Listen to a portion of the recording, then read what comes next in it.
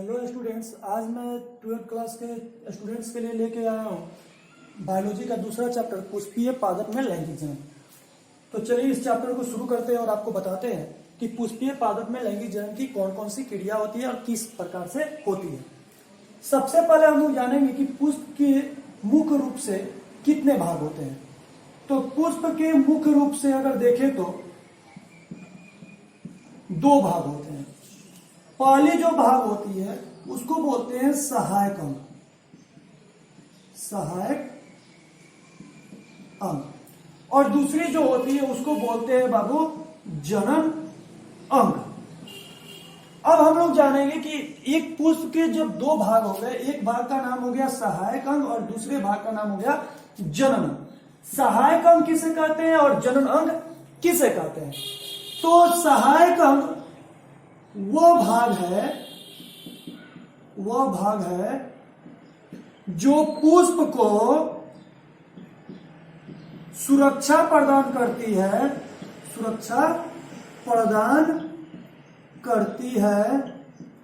तथा पुष्प को आकर्षक बनाती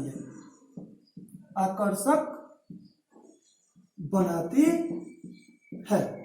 यानी सहायक अंग का काम है पुष्प को सुरक्षा प्रदान करना और पुष्प को आकर्षक बनाना। जनन अंग क्या है? तो यह पुष्प का वह भाग है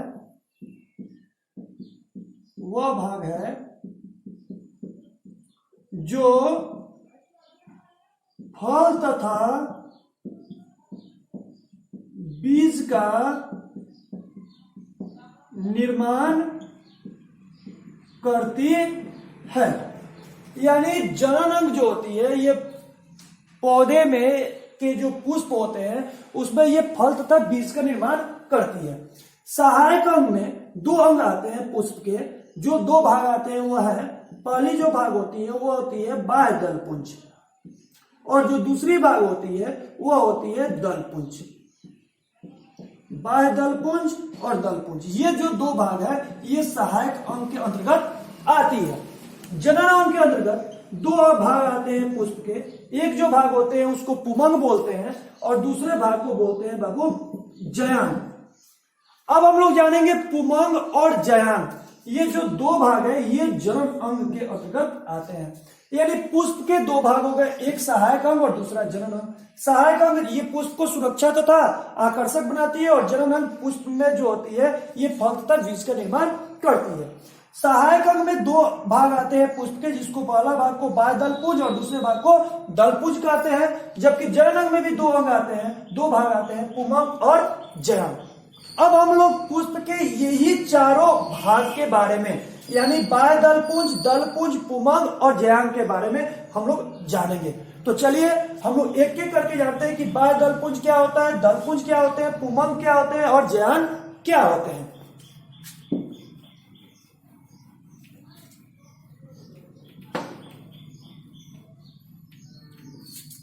तो बाबू अगर देखा जाए तो पुष्प के मुख्य रूप से पुष्प के भाग अगर देखा जाए तो मुख्य रूप से ये चार भाग होते हैं। पहला जो भाग होता है इसको बोलते हैं बाह्य दलपुंज। दूसरा जो भाग होता है उसको बोलते हैं दलपुंज। तीसरा जो होता है वो होता है पुमंग और चौथा जो होता है ये होता है जयान। एक पुष्प के अंदर एक पुष्प को अगर एक फूल ले ले और उस पुष्प को हम अगर भागों को अगर चर्चा करें तो एक पुष्प के चार भाग होते हैं। एक जो भाग होता है उसको हम लोग बोलते हैं बाह्य दलपुंज, दूसरा जो भाग होता है उसको बोलते हैं दलपुंज, तीसरा जो भाग होता है उसको बोलते हैं पुमंग और चौथा जो भाग होता है वो होता है जयान। अब हम लोग को जानना ये होगा कि ये चारों भाग कैसे होते हैं एक पुष्प की संरचना के आधार पर। एक पुष्प बना करके हम आप लोगों को बता रहे हैं कि कैसे पुष्प में बाह्य दलपुंज कहाँ होता है, दलपुंज कहाँ होता है, पुमंग कहाँ होते हैं और जयान कहाँ होते हैं। तो चलिए मैं एक चित्र बना करके आपको एक पुष्प की संरचना बनाता हूं और आपको बताता हूं।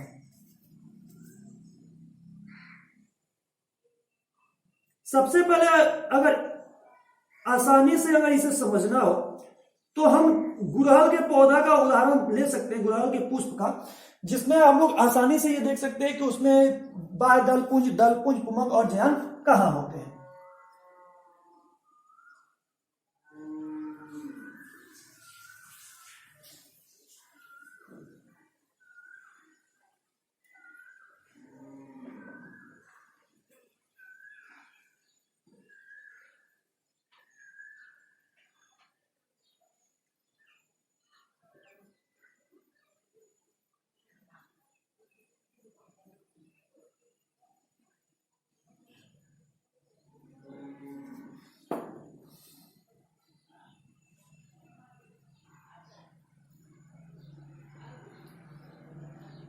देखिए, किसी भी पुष्प की संरचना को समझने के लिए सबसे पहले आपको उसके चित्र बनाने जरूरी है। जब तक चित्र आपको नहीं आएंगे, आपको उसकी संरचना समझ में नहीं आएगी।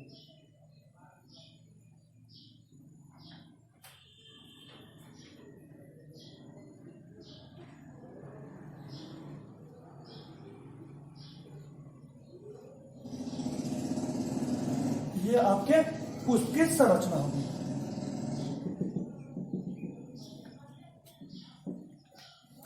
अब देखिए, हम लोग को एक एक चीज को ध्यान देना है। एक गुड़हल के पौधा ले लें, गुड़हल के पुष्प ले लें, तो ये गुड़हल के पुष्प के जो नीचे ये जो भाग होता है, ये ग्रीन कलर का जो भाग होता है, उसको हम लोग सम्मिलित रूप से बाह्य दल पुंज बोलते हैं। क्या बोलते हैं बाबू? बाह्य दल पुंज। यानी पुष्प के जो फूल में जितने भी ग्रीन कलर के जो संरचना होती है, उसको हम लोग बाह्य दल पुंज बोलते हैं। जो ये पंखुड़ी यानी जो रेड कलर की जो संरचना होती है, उसको हम लोग बोलते हैं बाबू दलपुंज। क्या बोलते हैं? दलपुंज बोलते हैं। इसे बाबू पुमंग बोलते हैं, पुमंग। और इसे जयान बोलते हैं। अब हम लोग को जानना होगा कि यानी एक पुष्प में अगर ये ग्रीन कलर की जितनी भी एक संरचना होती है, उसको बाह्य दलपुंज बोलते हैं। जो ये रेड कलर की संरचना होती है, उसको दलपुंज बोलते हैं। इस प्रकार की जो संरचना होती है, उसे हम लोग पुमंग बोलते हैं। और इस प्रकार की जो संरचना होती है, उसे हम लोग जयान के नाम से जानते हैं। अब हम आप लोग को बताते हैं कि ये बाह्य दलपुंज, दलपुंज, पुमंग और जयान ये होते क्या है। अब आपको बता रहा है कि ये जो पुष्प का बाह्य दलपुंज है, इसका एक भाग बाह्य दल कहलाता है। क्या कहलाता है? बाह्य दल कहलाता है। पुष्प का ये जो दलपुंज का एक भाग है, वह दल कहलाता है। और पुमंग का एक भाग जो होता है, वह आपका पुंकेसर कहलाता है। क्या कहलाता है बाबू? पुंकेसर कहलाता है। और ये जयान का एक जो भाग होता है, वह स्त्री केसर कहलाता है। स्त्री केसर कहलाता है। अब हम लोग को ध्यान देना होगा कि पुंकेसर में दो भाग सम्मिलित होते हैं। एक जो ये जो भाग होता है, ऊपर वाला जो भाग होता है, इसको बोलते हैं परागकोश। क्या बोलते हैं बाबू? परागकोश। ये जो डंडी जो रचना होती है, उसको बोलते हैं पुतंतु। पुतंतु। स्त्री केसर के जो ये ऊपरी वाले हिस्सा है, इसको बोलते हैं वर्तिकाग्र। वर्तिकाग्र। ये बीच वाला जो भाग होता है, उसको बोलते हैं वर्तिका। और ये वाला जो भाग होता है, इसको बोलते हैं बाबू अंडाशय। अंडाशय। और अंडाशय के अंदर ये जो संरचना आप देख रहे हो, ये वाला, इसको बोलते हैं बाबू बीजांड। और बीजांड के अंदर बहुत सारी जो होती है मातृ कोशिका, एक सेल या अंड कोशिका मौजूद होती है। अब हमने आपको यहां पे बताया एक पुष्प की संरचना। पुष्प की संरचना, ये आकृति भी आपको एग्जाम में बहुत सारे आते हैं कि पुष्प की नामांकित चित्र बनाए, ये उसमें आप ऐसे बना सकते हैं। अब आप लोगों को बता रहे हैं कि ये पुष्प की संरचना हो गई और इसके भाग हो गए। पुष्प का जो एक भाग हुआ, ये जो ग्रीन कलर का भाग है, एक बार फिर से इसको समझेंगे कि एक पुष्प का जो ये ग्रीन कलर का जो भाग है वो बाह्य पुंज कहलाता है, जिसको हम लोग पंखुड़ी बोलते हैं उसको दलपुंज कहा जाता है। ये जो भाग है उसको पुमंग बोलते हैं, और ये जो भाग है आप उसको क्या बोलते हैं, ज्यांग बोलते हैं। बाह्य पुंज का एक भाग बाह्य दल कहलाता है, दलपुंज का एक भाग दल कहलाता है, और पुमंग का एक भाग पुंकेसर कहलाता है, और ज्यांग का एक भाग स्त्रीकेसर के नाम से जाना जाता है। अब पुंकेसर में जो होते हैं ये दो भाग होते हैं, परागकोश और पूतंतु। अब देखिए ये पूतंतु और परागकोश जो होते हैं ये क्या होते हैं और इनकी संरचना कैसे होती है हम लोग ये जानेंगे। इसके पहले हम लोग को ये जानना होगा कि एक पुष्प का मुख्य कार्य क्या है, यानी एक पुष्प के मुख्य कार्य बताएं। एग्जाम में क्वेश्चन भी आता है कि पुष्प का मुख्य कार्य क्या होता है, एक पुष्प का मुख्य कार्य क्या होता है। तो पुष्प का बाबू मुख्य कार्य में पहला तो ये होता है, ये पराग तथा अंडे का उत्पादन करते हैं, पराग तथा अंडे का उत्पादन करते हैं। दूसरा जो होता है ये परागन की क्रिया करते हैं, परागन की क्रिया करते हैं। तीसरा ये फल तथा बीज का निर्माण करते हैं, फल तथा बीज का निर्माण करते हैं। अब ये जानना इसलिए जरूरी है कि एक पुष्प है वो उसके काम क्या क्या है, किस प्रकार से वो काम करते हैं। तो पुष्प का एक काम है कि ये पराग तथा अंडे का निर्माण करता है। पराग जो होता है ये पराग कोश के अंदर होता है, और अंडे कहाँ होते हैं, ये बीजांड के अंदर होते हैं। ये परागन क्रिया करता है, यानी पराग कण और पराग और ये अंडे ये आपस में जिस क्रिया द्वारा मिलते हैं इसको हम लोग परागन कहते हैं, और इसमें इसके फलस्वरूप फल और बीज का निर्माण तो होता है। अब हम लोग ये पुष्प की संरचना के बारे में जानेंगे। अब हम लोग को जानना होगा कि एक ये जो पुंकेसर है, ये वाला एक भाग, यहां वाला, इस भाग के बारे में हम लोग जानेंगे। तो आइए चलते हैं हम सबसे पहले इस भाग के बारे में, कैसे इसकी संरचना होती है, इसके कार्य क्या है और इसका निर्माण किस प्रकार से होता है। चलिए हम इसके बारे में आपको बताते हैं।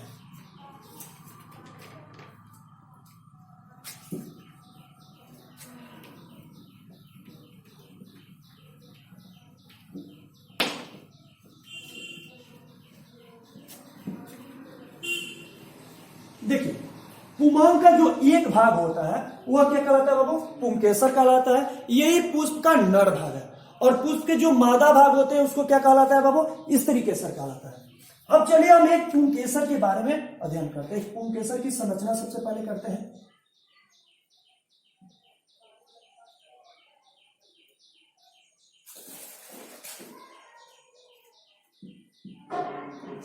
ये जो भाग होता है बाबू ये होते हैं परागकोश। क्या होते हैं, परागकोश। और ये जो संरचना होती है इसको बोलते हैं पूतंतु। पूतंतु को फिलामेंट के भी नाम से जानते हैं, और परागकोश को हम लोग आम भाषा में जो होते हैं वो हम लोग एंथर के भी नाम से जानते हैं। अब हम आप लोग को बता रहे हैं कि ये जो दो भाग होते हैं परागकोश और पूतंतु, ये परागकोश जो ये वाला भाग है पहले इसके बारे में हम लोग जानेंगे। तो इसकी संरचना इस प्रकार से होती है।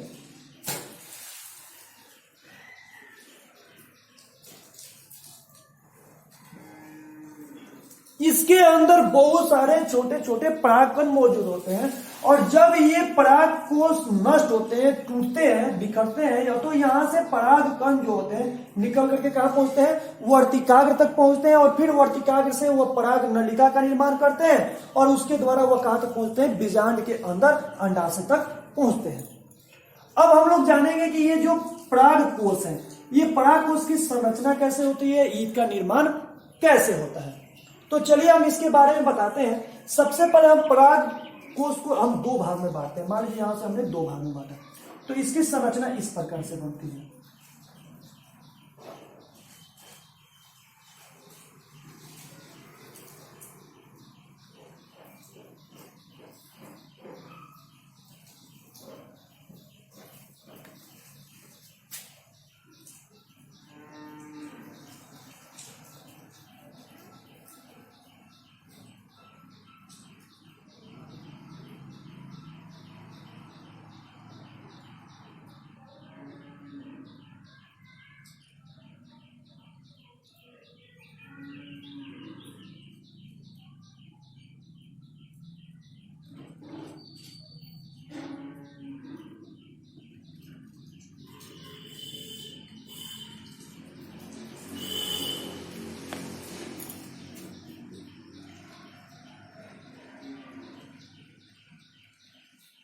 एक परागकोश की संरचना हो गई। अब हम लोग देखेंगे, इस चीज को ध्यान देंगे, एक परागकोश में दो पालियां होती हैं। एक परागकोश में कितनी पालियां होती हैं? दो पालियां। ये फर्स्ट वाली पाली है और ये जो पाली है ये कौन सी पाली है? सेकेंड वाली पाली है। और ये दोनों पालियां जो ये बीच वाले जो माध्यम से जुड़ती हैं इसको योजी बोलते हैं। क्या बोलते हैं बाबू? योजी के नाम से जानते हैं। ये जो परागकोश होते हैं, ये परागकोश के प्रत्येक पाली में दो कोष्ठक होते हैं। कितने कोष्ठक होते हैं बाबू? दो कोष्ठक होते हैं। और इस प्रकार से एक पराग पुंकेसर में दोनों पालियों में चार कोष्ठक होते हैं। यानी एक जो ये परागकोश जो होते हैं, ये परागकोश के अंदर दो पालियां होती है और दो पालियों में प्रत्येक पाली में दो कोष्ठक होते हैं। यानी एक परागकोश में चार कोष्ठक होते हैं। ये जो कोष्ठक है इसको हम लोग लघु बीजाणुधानी कहते हैं। लघु बीजाणुधानी के नाम से जानते हैं। ये जो कोष्ठक है इस कोष्ठक को क्या कहते हैं? लघु बीजाणुधानी के नाम से जानते हैं। तो आपने अब तक समझा कि एक पराग पुंकेसर जो होता है, पुंकेसर में दो भाग हो गए।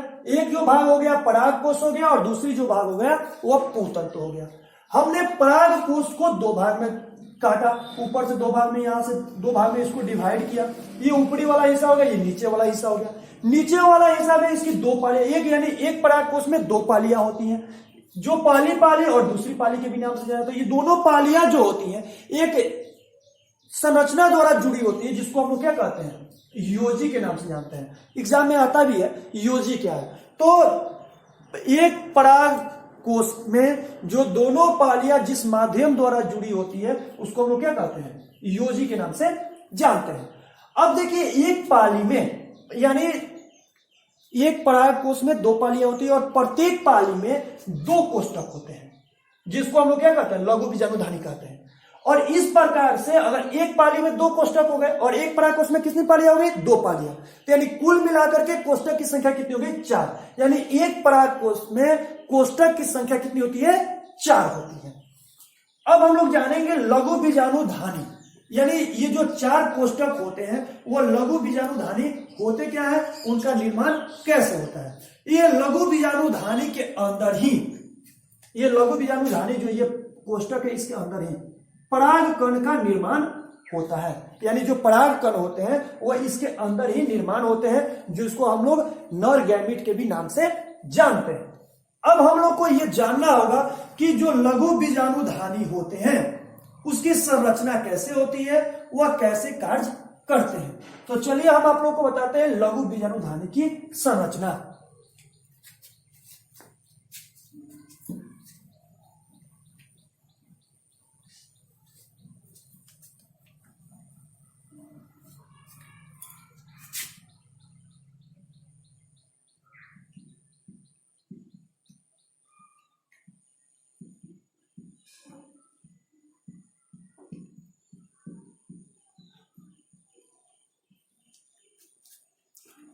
अब देखिए, जहां तक हमने आपको बताया था कि ये जो उसके जो मैंने एक परागकोश को दो भाग में जो ये मैंने बांटा है, इस प्रकार से ध्यान देंगे इसको।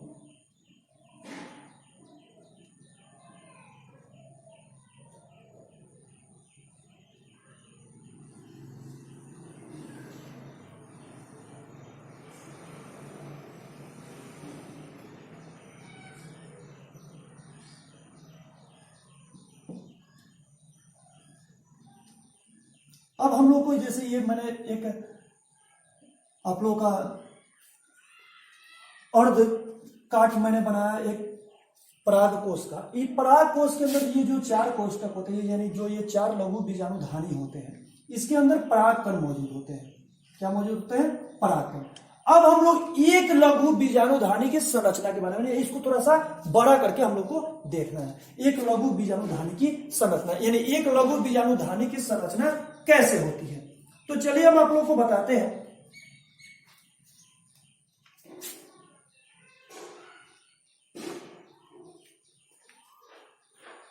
ये जो पराग कोष होते हैं, पराग कोष के अंदर बहुत सारी कोशिकाएं होती हैं। एक जो कोशिका होती है इसको बोलते हैं अधोस्तरीय कोशिका। अधोस्तरीय कोशिका। अधोस्तरीय जो कोशिका होती है ये विकसित होकर के विभाजन करके प्रपशु कोशिका बनाती है। प्रपशु कोशिका का निर्माण करती है। प्रपशु जो कोशिका होती है ये विभाजन क्रिया द्वारा दो प्रकार की कोशिका का निर्माण करती है। फर्स्ट जो कोशिका होती है उसको हम लोग बोलते हैं प्राथमिक भित्तीय कोशिका। प्राथमिक भित्तीय कोशिका। भित्तीय कोशिका। और दूसरी जो कोशिका होती है इसको हम लोग बोलते हैं प्राथमिक पूर्ण बीजाणु जनन कोशिका। प्राथमिक पूर्ण बीजाणु जनन कोशिका।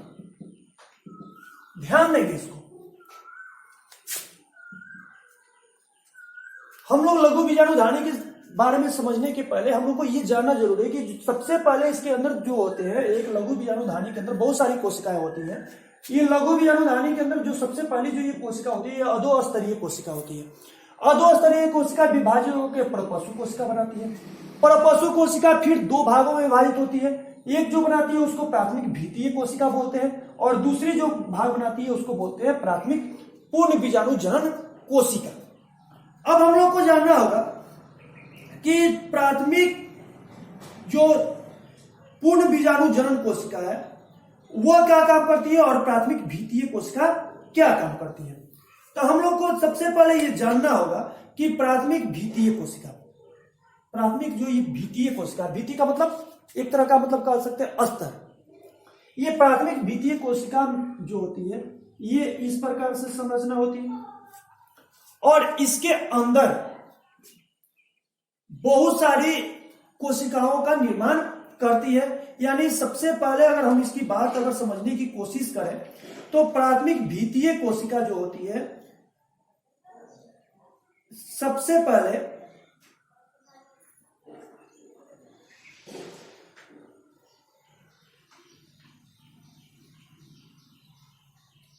समसूत्री विभाजन द्वारा बहुत सारी कोशिकाओं का निर्माण करती है। इस प्रकार से बहुत सारी कोशिकाएं इसके अंदर मौजूद हो गई। इस तरह से अनेक बहुत सारी कोशिकाओं का निर्माण करती है। एक बार फिर से समझेंगे इसको। ये जो प्राथमिक कोशिका है, प्राथमिक भित्तीय कोशिका, ये बहुत सारी कोशिकाओं का निर्माण करती है विभाजन क्रिया द्वारा। कौन विभाजन द्वारा? क्रिया द्वारा। तो इसमें जो विभाजन क्रिया जो होती है वो अर्धसूत्री विभाजन की क्रिया होती है। अब देखिए अर्धसूत्री विभाजन की क्रिया द्वारा ये जो होते हैं बहुत सारी कोशिकाओं का निर्माण करते हैं और ये बहुत सारी कोशिकाएं, ये परागकोश में जो बहुत सारी कोशिकाएं हो जाती हैं तो ये एक अस्तर बना देती है। ये जो बहुत सारी कोशिकाएं जो होती हैं ये अस्तर बनाती है, अस्तर का निर्माण करती है। ये अस्तर तीन प्रकार के होते हैं। इसके तीन भाग होते हैं। पहली जो भाग होती है इसको बोलते हैं बाह्य अस्तर। क्या बोलते हैं? बाह्य अस्तर। ये जो होती है इसको मध्य अस्तर बोलते हैं। इसको बोलते हैं टेपिटल। ध्यान देंगे इसको कि एक लघु बीजाणु धानी में कि जो संरचना होती है वो किस प्रकार से बनती है तो हम इसके बारे में आपको बता रहे हैं कि सबसे पहले जो ये होती है अधोस्तरीय कोशिका बनती है। अधोस्तरीय कोशिका विभाजन क्रिया द्वारा प्रपशु कोशिका बनाती है। प्रपशु कोशिका विभाजित होकर के दो कोशिका बनाती है, एक प्राथमिक भित्तीय कोशिका और एक प्राथमिक पूर्ण बीजाणु जनन कोशिका। ये जो प्राथमिक भित्तीय कोशिका होती है ये विभाजित होकर के कई सारी कोशिकाओं का निर्माण करती है जिससे अस्तर का निर्माण होता है। अब देखिए ये जो अस्तर होते हैं वो क्या होते हैं तो सबसे पहले ये जो ऐसे संरचना होती है, मैं ये जो 3 स्तर का निर्माण करते हैं, बाह्य स्तर, मध्य स्तर और टेपिटम, ये बाह्य स्तर का मैं संरचना बना रहा हूं।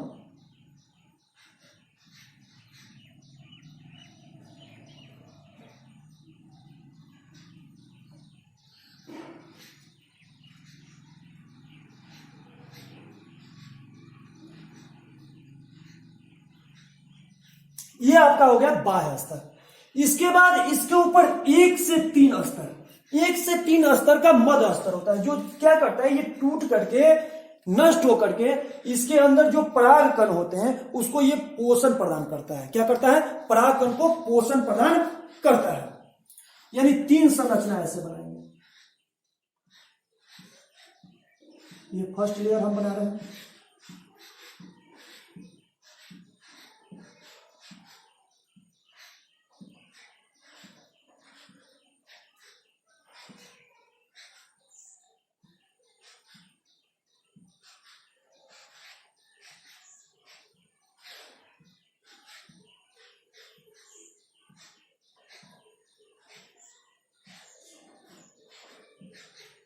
ये एक लेयर हो गया। एक से ये 3 लेयर होता है जो मध्य स्तर का होता है। ऐसे बना लेते हैं, थोड़ा सा जल्दी हो जाएगा।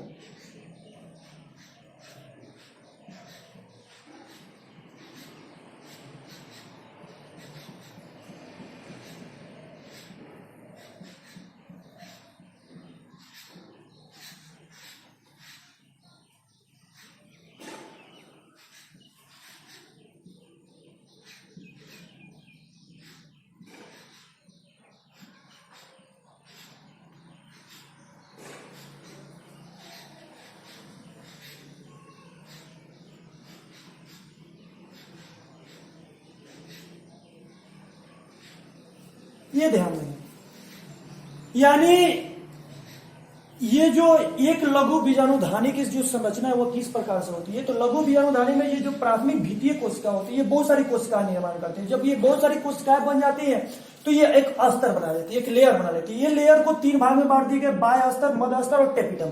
ये जो सबसे बाहरी जो लेयर होता है उसको बाह्य स्तर बोलते हैं। उसके बाद 1 से लेकर 2 से लेकर कितने तक, 4 तक, 2, 3, 4, ये 3 लेयर जो होती है ये मध्य स्तर कहलाती है। और इसके अंदर एक लेयर होता है जिसको हम लोग टेपिटम कहते हैं। क्या कहते हैं बाबू? टेपिटम। ये टेपिटम का निर्माण करती है। ठीक है, ये टेपिटम और मध्य स्तर, ये दोनों जो होते हैं, टेपिटम भी नष्ट होकर के पराग कण को क्या करती है? पोषण प्रदान करती है। और मध्य स्तर भी नष्ट होकर के किसको? पराग कण को पोषण प्रदान करती है। तो ये आपका स्तर का निर्माण हो गया, बाह्य स्तर, मध्य स्तर और टेपिटम। इस प्रकार से लघु बीजाणुधानी की संरचना की जो होती है, एक तरह के कह सकते हैं कि प्राथमिक द्वितीय कोशिका 3 प्रकार के लेयर बनाती हैं, जो बाह्य स्तर, मध्य स्तर और टेपिटम के नाम से जानी जाती है। ये जो बाह्य जो संरचना है ये बाह्य स्तर कहलाती है। 2 से लेकर के 4 तक की संरचना जो होती है वो मध्य स्तर कहलाती है। और सबसे अंदर की संरचना जो होती है वो टेपिटम कहलाती है। क्वेश्चन आता है एग्जाम में कि मध्य स्तर का क्या कार्य है। तो मध्य स्तर जो होती है वो नष्ट होकर के पराग कण को पोषण प्रदान करती है। क्वेश्चन ये भी आता है कि टेपिटम का कार्य बता। तो टेपिटम जो होता है ये विकसित हो रहे हैं, यहां अंदर जो होते हैं परागकण विकसित होते हैं। तो परागकण विकसित जो हो रहे हैं उसको ये क्या करता है? पोषण प्रदान करता है। अब कहिएगा सर तो इसमें तो परागकण है नहीं। अब वही चीज हम आपको बता रहे हैं कि परागकण इसमें होते कहां है। तो चलिए हम आपको बताते हैं परागकण के बारे में। ये तो कोशिका जो होती है विभाजित होकर के ये एक लेयर का निर्माण करती है।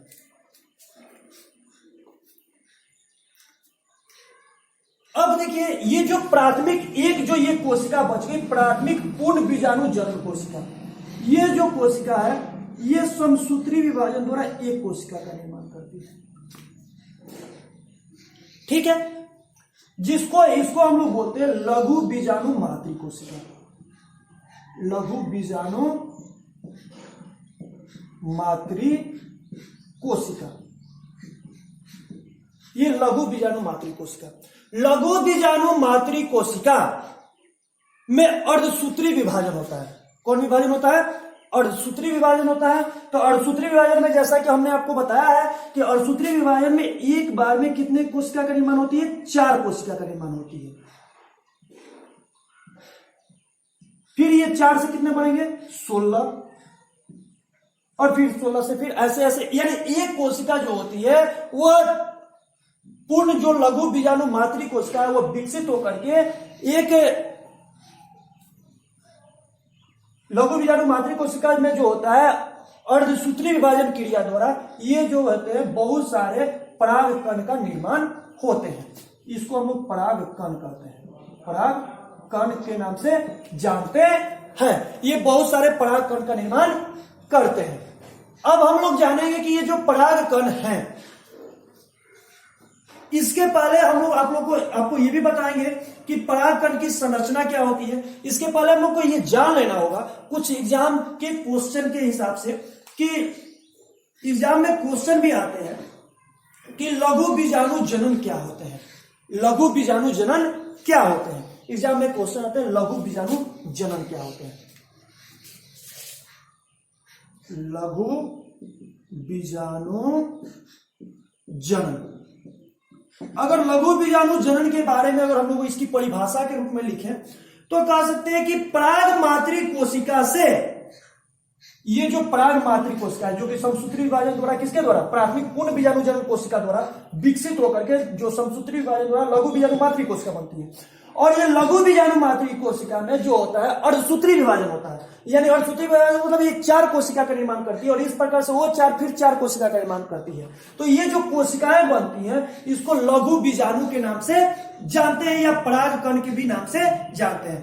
तो पराग मातृ कोशिका से, पराग मातृ कोशिका से लघु बीजाणु, पराग मातृ कोशिका हो गई, सॉरी लघु बीजाणु मातृ कोशिका हो गई, इससे ये हो गया लघु बीजाणु। लघु बीजाणु मातृ कोशिका या पराग मातृ कोशिका, लघु बीजाणु लिख लेते हैं, लघु बीजाणु मातृ कोशिका से लघु बीजाणु के बनने की क्रिया लघु बीजाणु जनन कहलाती है। लघु बीजाणु जनन कहलाती है। कई बार एग्जाम में लॉन्ग क्वेश्चन के भी रूप में होता है कि लघु बीजाणु धानी की संरचना और कार्य बताएं। तो लघु बीजाणु धानी की संरचना बनाना होगा तो ऐसे चित्र बना लेंगे और इसके जैसे आपको नामांकित चित्र बताया गया उसे बता देंगे और इसके काम बता देंगे। बाह्य स्तर का क्या क्या है, मध्य स्तर और टेपिटम। आप कहेंगे मध्य स्तर और टेपिटम का तो आपने बताया कि पराग कण को क्या करते हैं? पोषण प्रदान करते हैं। बाह्य स्तर क्या करता है? तो ये जो होते हैं पराग कण को सुरक्षा प्रदान करते हैं। पराग कण को बाह्य स्तर क्या करता है? सुरक्षा प्रदान करता है। अब आपको ये भी क्वेश्चन आता है कि लघु बीजाणु जनन किसे कहते हैं? लघु बीजाणु बनने की क्रिया विधि का सचित्र वर्णन करें तो आप इस प्रकार से पूरा फोटो बना करके आप बता सकते हो कि जो लास्ट में जो ये सेल बनते हैं ये लघु बीजाणु कहलाते हैं। यानी आप लघु बीजाणु जनन का अगर लॉन्ग में अगर आंसर लिखना होगा तो क्या करेंगे? तो सबसे पहले हम लोग ये लिखेंगे कि लघु बीजाणु मातृ कोशिका से लघु बीजाणु के बनने की प्रक्रिया को लघु बीजाणु जनन कहते हैं। लघु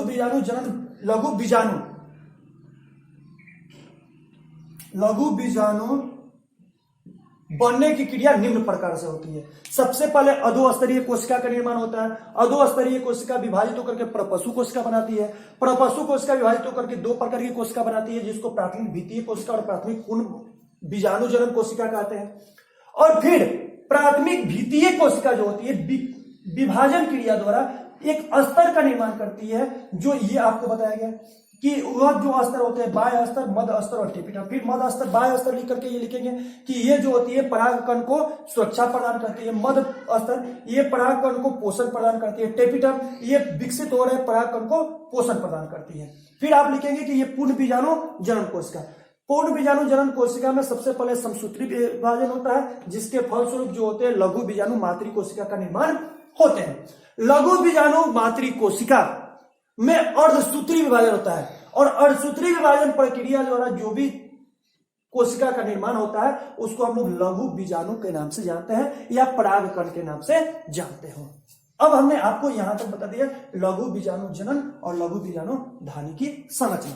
अब हम लोग को जानना होगा कि ये जो परागकण होते हैं, ये परागकण हम एक एक करके जूम करके देख रहे हैं। ये सबसे पहले मैंने आपको बताया कि ये पराग कोष के बारे में बताया, और ये पराग कोष जब ये विकसित हुए तो इसके अंदर ये जो लघु बीजाणुधानी है, इसको मैंने एक विस्तार से बड़ा सा चित्र करके आपको दिखाया। अब इसके अंदर जो ये छोटी छोटी जो पराग कण जो होते हैं, यानी ये जो लघु बीजाणु होते हैं, इसकी संरचना किस प्रकार से होती है हम आपको बताने जा रहे हैं। ध्यान देंगे इस चीज को।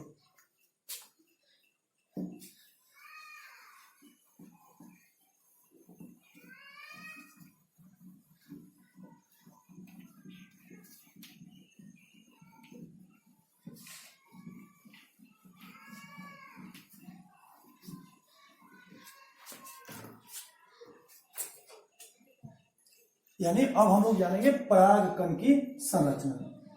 परागकण की संरचना तो देखिए,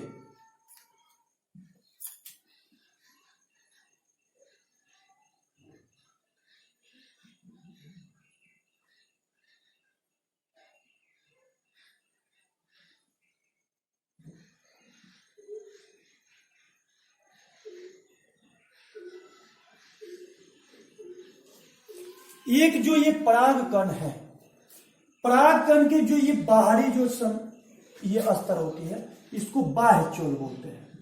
क्या बोलते हैं बाबू? बाह्य चोल। और ये आंतरिक जो संरचना होती है इसको बोलते हैं अंतःचोल। अंतःचोल और बाह्य चोल, यानी एक परागकण में दो प्रकार की लेयर होती है, एक होते हैं बाह्य चोल और एक होते हैं अंतःचोल। बाह्य चोल जो होते हैं इसमें बहुत सारे जो होते हैं स्पोर्स होते हैं, जिसको हम लोग जनन छिद्र बोलते हैं। ये जो ऐसे घूमे हुए भाग है इसको जनन छिद्र बोलते हैं। जनन छिद्र ही जब प्रस्फुटन होता है ये पराग कोष का, और उसमें से परागकण कहां जाते हैं? वर्तिकार्ग तक जाते हैं। तो वर्तिकार्ग तक जाने के बाद ये स्पोर्स यानी जनन छिद्र से ही पराग नलिका का निर्माण होता है। अब हम लोग जानेंगे कि ये जो बाह्य चोल होता है, बाह्य चोल बनता किससे है? बाह्य चोल क्या है? तो बाह्य चोल जो होता है ये परागकण का एक परागकण का भाग है जो कि स्पोरोपोलेनिन नामक पदार्थ से बना होता है, या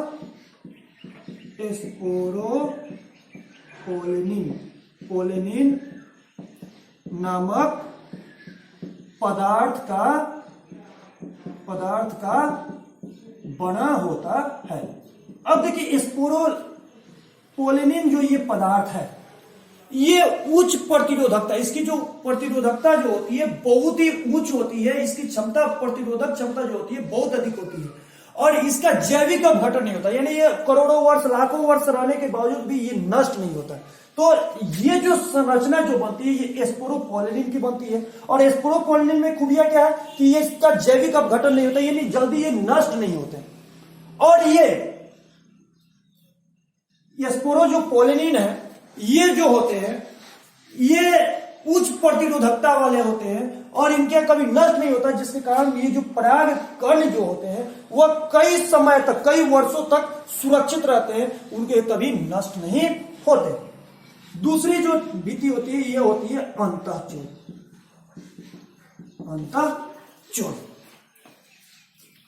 अब ये अंतःचोल जो होती है वह उसके अंदर चोल के अंदर, अगर ये अंतःचोल के अंदर अगर दो प्रकार के केंद्रक होते हैं, इसके अंदर क्या होते हैं? केंद्रक होते हैं। एक बड़ा होता है और एक छोटा होता है। बड़ा वाला जो केंद्रक होता है इसको वर्धी केंद्रक बोलते हैं, और छोटा वाला जो केंद्रक होता है ये जनन केंद्रक होता है। अब हम लोग को जानना होगा कि ये बाह्य चोल जो होता है ये केंद्रक को क्या करता है? एक तरह का सुरक्षा प्रदान करता है। अंतःचोल क्या करता है? उसको एक लेयर बना करके सुरक्षा प्रदान करता है। इसके अंदर ही इसके जो अंतःद्रव जालिका जो होती है उसी में जनन केंद्रक मौजूद होते हैं।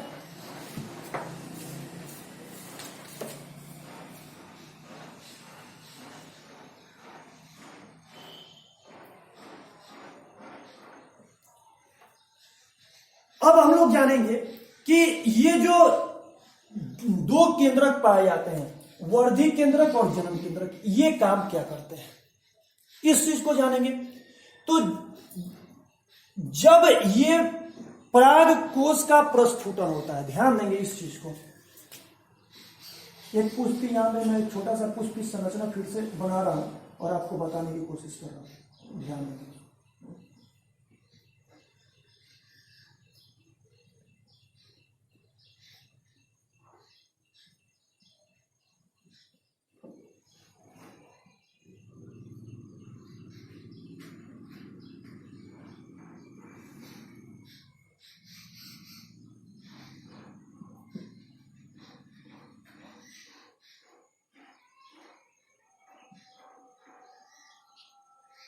ये जो हो गया, ये जो पराग, ये जो पुंकेसर है, इसका जो ये पराग कोश है, पराग कोश ये प्रस्फुटन होने के बाद यहां से जब ये बहुत सारे जो परागकण होते हैं, ये ऐसे ही परागकण, ये एक परागकण है, ऐसे बहुत सारे परागकण ये कहां तक पहुंचते हैं, ये वर्तिका तक पहुंचते हैं। कहां पहुंचते हैं? वर्तिका तक। तो इसमें जो जनन केंद्रक होती है, ये जो होती है विभाजित होकर के नर युग्मक का निर्माण करती है, और नर युग्मक का निर्माण करने के फलस्वरूप इसके जो स्पोर होते हैं वो क्या बनाते हैं, यहाँ पे पराग नलिका का निर्माण करते हैं। और पराग नलिका ये कहां तक जाती है, तो ये बीजांड के अंदर आती है। बीजांड के अंदर क्या होते हैं, अंड सेल होते हैं, यानी अंड कोशिका होती है, जिससे वह मिलकर के जुग्मनज बनाते हैं, और जुग्मनज विकसित होकर के क्या होता है, भ्रूण का निर्माण करता है, जिसको हम लोग बीज के रूप में हम लोग देते हैं, और बीज जब परिपक्व होता है तो नए पौधे को जन्म लेता है। तो हम लोगों ने अभी तक जाना पुष्पी पौधों में लैंगिक जनन के में सबसे पहले नर भाग यानी पुंकेसर के बारे में। अब चलिए हम आपको बताते हैं, एक चीज और याद रखेंगे कि एक पॉइंट आता है कि पराग यानी परागकण, पराग और स्पोर्स जो होते हैं, ये जो स्पोर्स जिससे हम लोग ये पराग नलिका का निर्माण होता है, तो पराग और स्पोर्स के अध्ययन को परागाणु विज्ञान के नाम से जानते हैं। अब हम आप लोग को बताते हैं कि एक परागकण में, एक जो ये परागकण होते हैं, एक परागकण में दो नर युग्मक होते हैं, ये जो होते हैं दो नर युग्मक का निर्माण करते हैं।